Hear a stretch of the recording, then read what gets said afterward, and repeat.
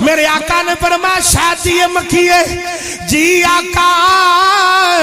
فرمایا شہد کیویں بنانی ہے عرض کی تھی آقا میں کدے اس باغ میں جانی ہوں اتھو پھلاں دا رس چوسنی ہوں کدے اس باغ میں کدے گلاب دا پھل کدے کوئی پھل میرے آقا نے فرمایا سارے پھلاں دا رنگ کچھ ہے آقا نہیں فرمایا ذائقہ اکو جی ہے آقا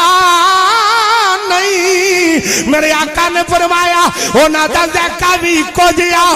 نہیں رنگ بھی اکو جیا نہیں شہد بھی اکو جیا نہیں ہر پھل دا رنگ وکھرا ہے خوشبو وکھری ہے ذائقہ وکھرا ہے پر شہد مٹھا ہے ایدی وجہ کی ہے شہد نو مٹھا کیویں کرنی ہے مکھی دی گل سنان لگا انساناں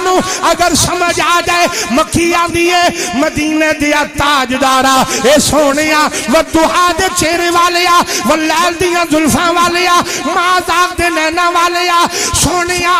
جدوں میں باغاں وچوں پھلاں دا رس چوسنیاں جدوں میں جا کے اور رس نو چھتے تے سٹن لگنیاں آقا میں رس بعد سٹنیاں پہلو تواڈے تے درود و سلام پڑھ لینیاں آقا پانے پھل کوئی ہے رنگ کوئی ہے ذائقہ کوئی ہے اسی درود و سلام پڑھ دیاں جانیاں رب اس رس نو شہد بناندا جاندا یا نبی سلام علیکہ یا رسول